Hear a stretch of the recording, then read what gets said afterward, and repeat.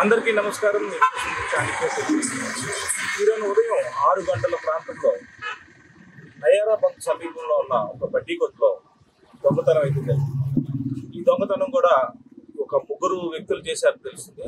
ఆ చేసిన వ్యక్తులు కూడా పూర్తి గంజాయి మత్తులో తూగుతూ షాపు తాళం పగలగొట్టి లోపలికి వెళ్ళి లోపల ఉన్న డబ్బు, ఆ సిగరెట్లు, ఆ గుట్కా ప్యాకెట్లు, ఆ డ్రింక్స్ అవన్నీ మూట కట్టుకుని ఆ శబ్దాలు విని పక్కనే ఉన్న షాపు వాళ్ళు చూసి ఓనర్కి అయితే సమాచారం ఇవ్వగా ఓనర్ వచ్చి వాళ్ళని పట్టుకుంటానికి ప్రతిఘటిస్తే ఓనర్ని తోసేసి అటువైపుగా ఉన్న గ్రిల్ పగలగొట్టి అటు పక్కన ఉన్న కాలం నుంచి ఇద్దరు తప్పించుకుని పారిపోవడం జరిగిందని మనకి ఈ బడ్డీ కొట్టు ఓనర్ అయితే చెప్తున్నారు.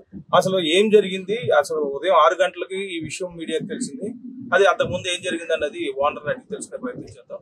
చెప్పండి, అసలు ఏం జరిగింది అసలు ఇక్కడ ఏంటి అసలు? అంటే మూడింటికి అయితే నాకైతే ఫోన్ వచ్చిందన్న. 3ంటికి ఫోన్ వచ్చినప్పుడు నేను ఇంటికి వెళ్ళిపోయాను. 11:30 షాప్ కట్టేసి ఇంటికి వెళ్ళిపోతాను. 3ంటికి అయితే నాకు ఫోన్ వచ్చింది. 3ంటి పక్క మెకానిక్ రిపేర్ వచ్చి పక్క షాప్ ఉంటే పక్క షాప్ లో ఫైనాన్స్ కొనుక్కున్నాడు.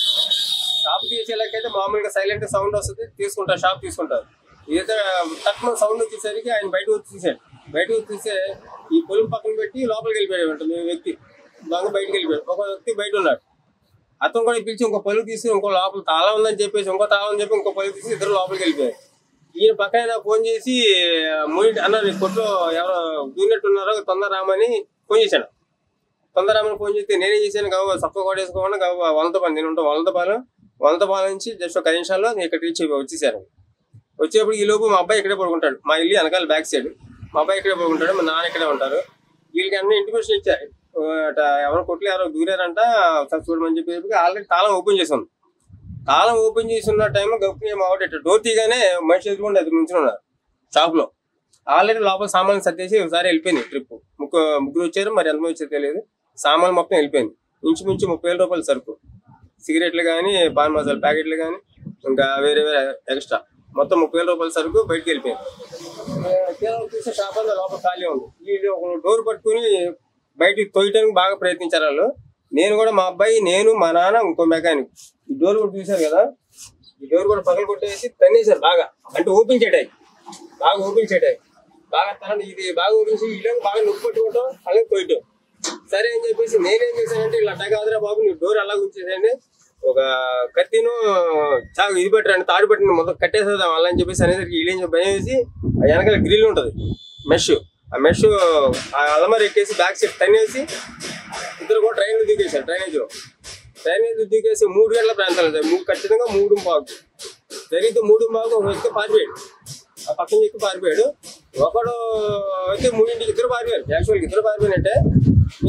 మా ఫ్రెండ్ సర్కిల్ అందరూ ఫోన్ చేశాడు. 10 మంది వచ్చారు.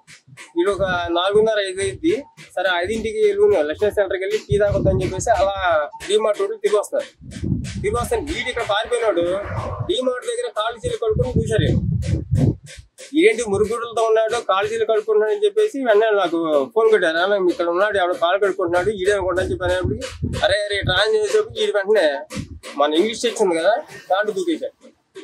చుట్టుపక్కల మా కుర్రలందరూ ఫోన్ చేసేసరికి ఇంచుమించు 30 మంది వచ్చారు. చుట్టూ టాప్ లాగా ఖచ్చితంగా 6ంటికి ఆ పొద నుంచి బయటకు వచ్చాడు. పొద నుంచి బయటకు వచ్చేసరికి అరే ఎట్రా అంటే మళ్ళీ పారిపోతున్నారు. ఆ ఇంటి వాళ్ళు ఆన్లైన్ పోయి పట్టుకునేటప్పటికి ఆడు గంజాయి మొత్తం ఉన్నాడు, మరి దేంట్లో తెలియదు కానీ ఆ తల మట్టికి ఆ రాయితో కొట్టేసుకుంటాడు. ఇది తీసుకెళ్లి పొద్దున్న పోలీస్ స్టేషన్ అప్పచెప్పాం. సిఐ గారు కంప్లైంట్ రాసి ఇచ్చాను. పొద్దున్న 11ంటికి కంప్లైంట్ రాసిచ్చాము. రాసిచ్చిన తర్వాత వచ్చి చూస్తామని కానీ ఏమీ లేదు, వాళ్ళు సీరియస్గా చెప్తాము, వాళ్ళు చూసుకుంటారని చెప్పేసి అన్నారు సమాధానం. మరి మా కొట్టే కాదు ఇంకెందుకు కొట్టలేదు. 5ంటికి మళ్ళీ వేరే కొత్త బండి పోయిందంట. ఈ లైన్లో కనీసం 4-5 బట్టి కొట్లు పగలగొడతాం. వాళ్ళ దగ్గర గుణకం, ఒక చాకు. మరి జనాలు చంపడానికో తెలియదు, ఏం చేస్తారో తెలియదు. అదే గుణకం, చాకు రావటం. ఇప్పుడు మరి అదే మొత్తం పడుకున్నప్పుడు మటరైనా చేయొచ్చు, ఏమైనా చేయొచ్చు కదా. అది మీరు పోలీసు వ్యవస్థ అనేది అరికట్టాలి. ఈ గంజాయి పచ్చి అనేది ఊళ్ళో నుంచి తుడిచిపెట్టేయాలి. అది మా బాధ. అయితే మీరు పొద్దున్న పోలీస్ స్టేషన్ లో అప్పచెప్పారు కదా, అప్పచెప్పిన తర్వాత ఏమన్నారు? పోలీసు అంటే ఏంటంటే మేము కంప్లైంట్ రాసామండి. కంప్లైంట్ రాసి ఇచ్చిన తర్వాత మేము ఫస్ట్ చూసామని చెప్పి ఏమన్నా వచ్చి చూస్తామనేది మేము షాప్ కూడా ఎవరు ఓపెన్ చేయలేదు. వచ్చి చూస్తామనేది ఏమనలేదు. మీరు వెళ్ళిపోండి, మేము చెప్పేస్తాం అని చెప్పి అన్నారు. అంతే. ఎఫ్ఐఆర్ కట్టేనా? ఎఫ్ఐఆర్ ఏం కట్టలేదు, కంప్లైంట్ రాసిమన్నారు అంతే. కంప్లైంట్ అయితే రాసి ఇచ్చాను. ఎఫ్ఐఆర్ కట్టలేదు, సీఏ గారి స్పందన ఏమి లేదు, ఎవరిదేం లేదని. మామూలుగా అయితే నేను ఎస్ఐ గారితో మాట్లాడాను. ఎస్ఐ గారు మీరు కంప్లైంట్ రాసివ్వండి, కంప్లైంట్ వచ్చిందని మేము అది తీసేసి కట్టుకుంటామండి, తర్వాత సంగతి మేము చూస్తాం. అది ఏదైతే పొద్దున గంజాయి మొక్కల బీభత్సంతో ఈ బట్టి కొట్టు వ్యవహారం ఎలా ఉంటే పోలీసు వారి శైలి కేసు ఇవ్వండి మేము చూస్తాం, సిపిఎస్ కప్ చెప్తాం అని చెప్తారు. కానీ ఇప్పుడు వరకు ఈ షాపు ఏదైతే జరిగిందో, ఈ ఘటనా స్థలం ఎలా ఉందో అనే విషయాన్ని పూర్తిగా పరిశీలించడం అయితే కూడా ఇప్పుడు దాకా ఏం జరగలేదని చెప్పి మరి షాప్ ఓనర్ అయితే చెప్తున్నారు. మరి ఈ గంజాయి ఎవరైతే వాడకం జరుగుతుందో అసలు ఎక్కడ అమ్ముతున్నారు ఏంటి అనేది 5 సంవత్సరాలుగా ఎవరిని పెద్దగా గంజాయి కేసులు పట్టుకునేది లేదు. కానీ ప్రతి ఒక్క యువత ఈ రోజున గంజాయి మత్తులో మచిలీపట్నంలో జోగుతుందన్న మాట మాత్రం వాస్తవం అన్న విషయం ప్రజలు గమనిస్తున్నారు.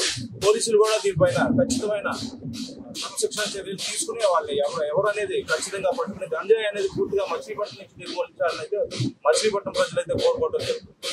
కెమెరామెన్ టీవీతో చిరంజీవి, చాణక్య తెలుసు. Please subscribe to Chanakya channel.